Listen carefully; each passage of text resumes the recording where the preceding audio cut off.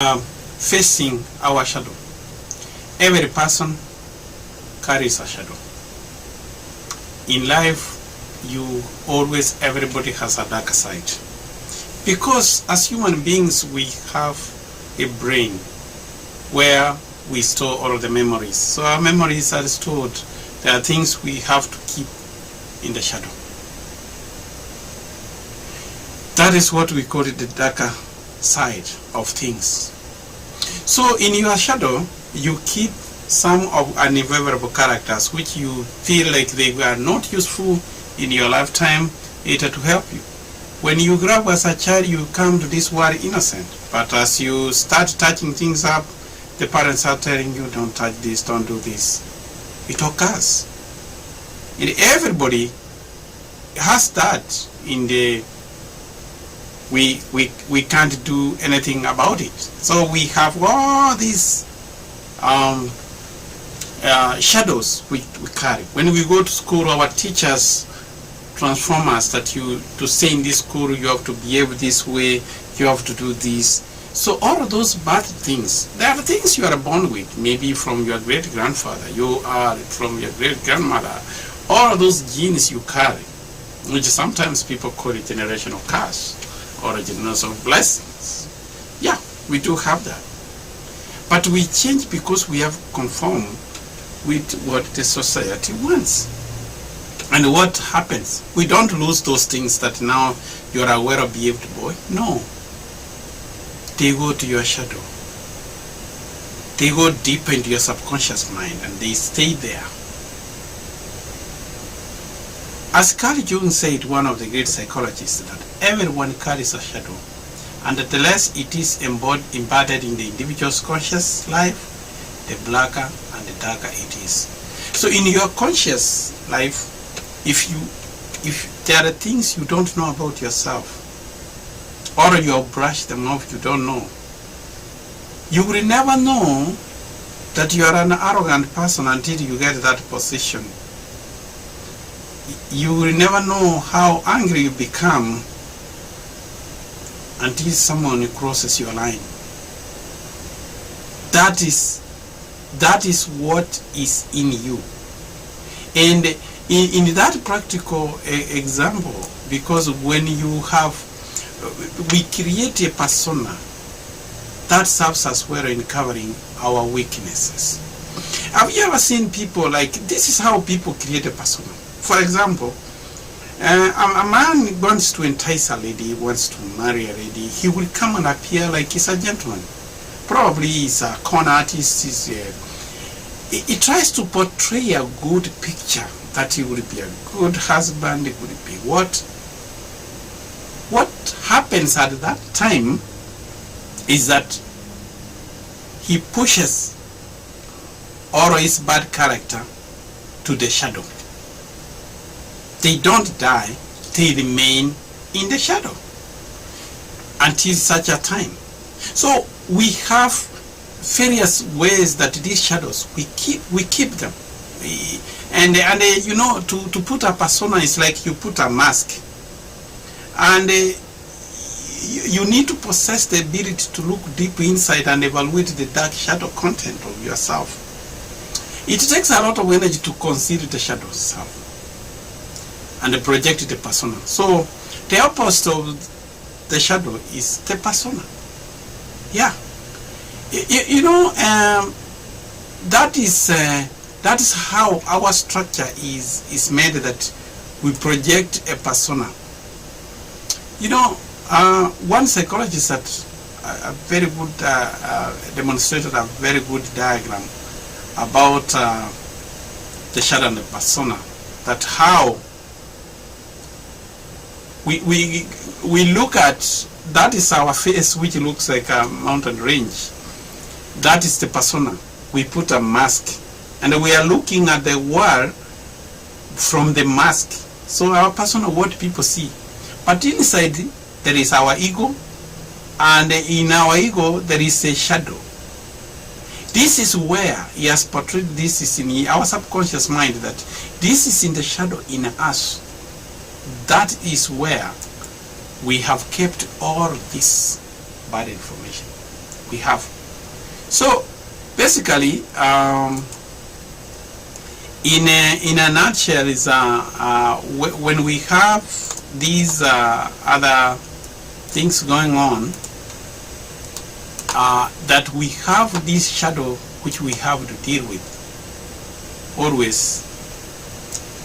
That shadow, they say that in a life, it is these our characters are hidden inside, in our shadow inside. It depends on the layer. If you know, when it is more bright, the darker the shadow becomes. If there is a dim light, your shadow is blurred.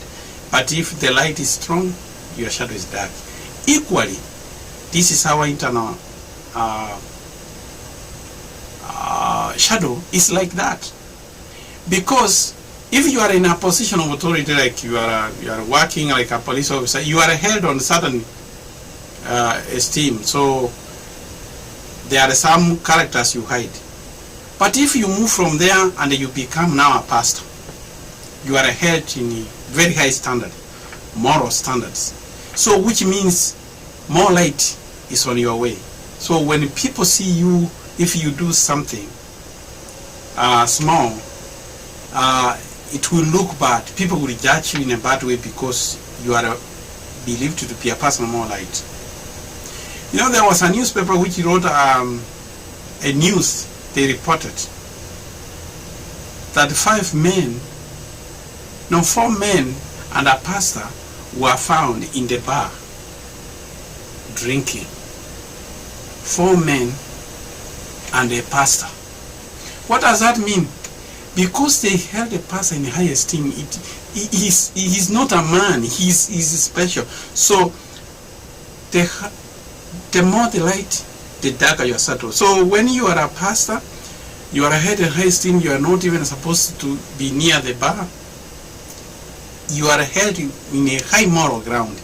And that now puts you in a bad light, because the more the light, the darker the shadow. So that's why in human beings, they judge you implicitly depending on how much light has been illuminated in you.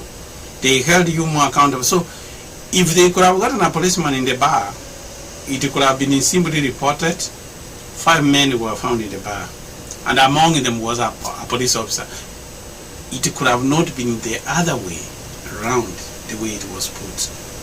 So those are some of the things that the more you are held in that high esteem, you have to be more accountable to the public, because these are the things which happen to us as humans.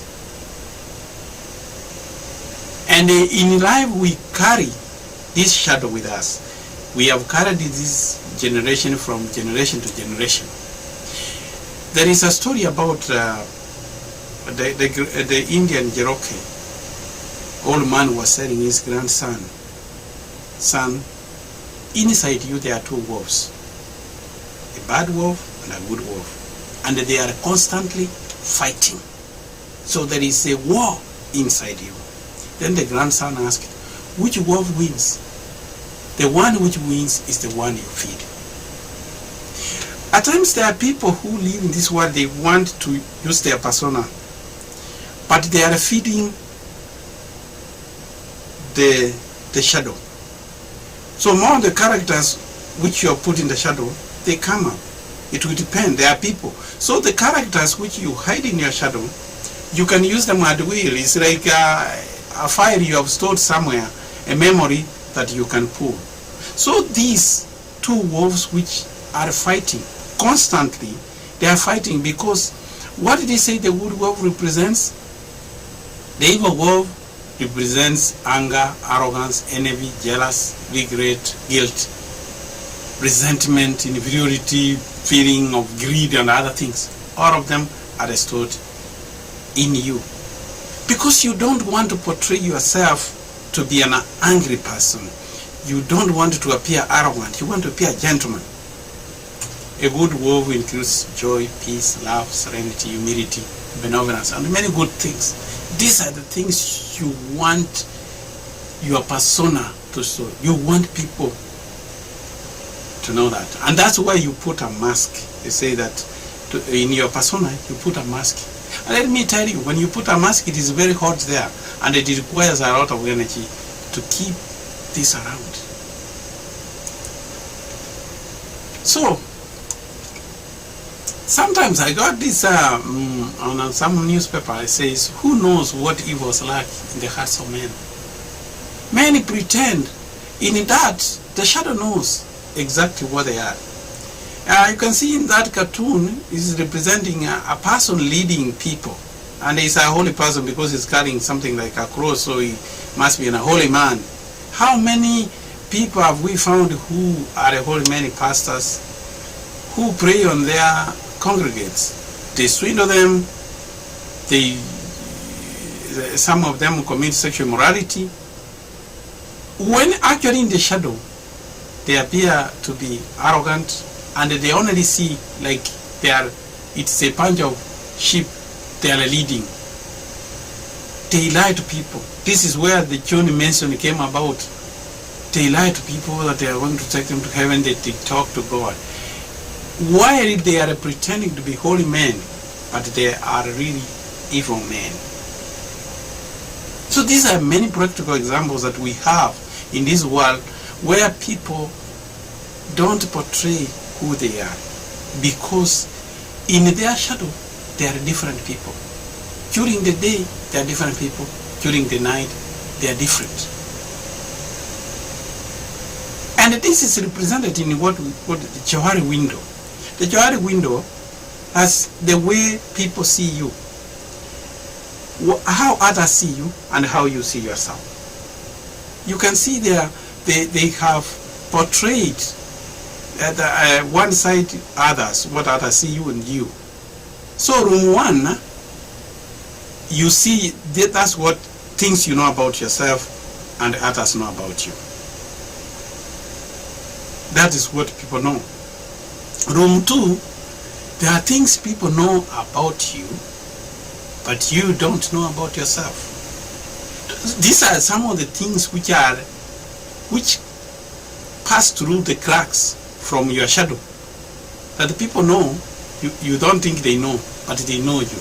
Like if you are a jealous man or an envious man, somebody tells you maybe you succeeded somewhere, even the way you get shocked, or the way you say, oh, congratulations, so they will know that this person was not happy with me. They see, you pretend, you think that those are some of the things which come from your shadow, but you think they don't know, but they know. Okay, then we have another room, room 3. Room 3 are the things you don't know about yourself and others don't know. That's the unknown you. That is deep in your shadow, and it has never come to your conscious mind at any time. There are some of the things which are buried inside you. And room 4 are the things you know about yourself, but the other people don't know about you. These are the things which also could be in your shadow. Do you see something like that? If you can be able to say, what things will you put in room 4? What will you put in room 3 that people know about yourself?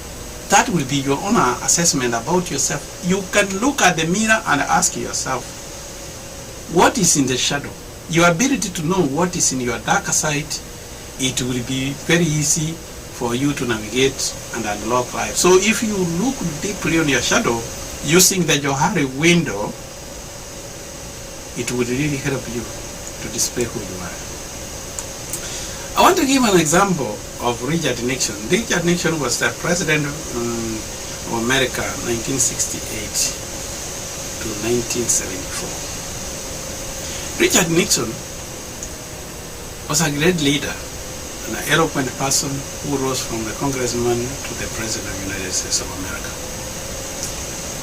He could inspire the people greatly, and he was much loved. During his election in 1968, He won so many states. You can see there the electoral map. Was running against 3 people, but he won with a landslide. Come during his re-election in 1972, he won all the electoral map except Maine.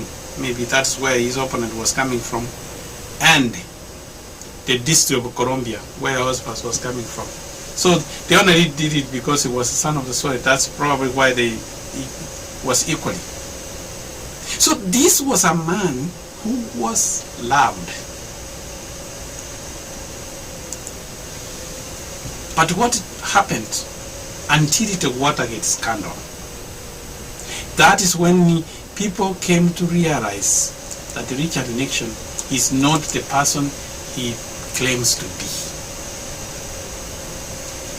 Richard Nixon, one of his speechwriters, said that there were 2 Richard Nixons. There was a light Nixon and a dark Nixon. A light Nixon was considered caring, sentimental, generous, kind, and that's why he won the election. But inside, the dark Nixon was angry, vindictive, ill-tempered, mean-spirited. This came out when the tapes, he was secretly taping in the White House, was a peanut, and they were 2 people, which he had been recording, and they were played. He found he was a man behind, could curse, was vindictive to his enemies. That's how he planned to break into the Democratic headquarters, and that is what we call the Watergate scandal, which actually forced Richard Nixon to leave office. That is how Richard Nixon represents us.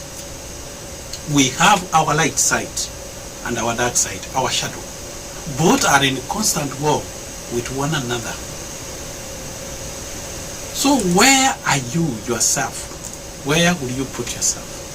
I've given this example because you can evaluate yourself. Where do you belong?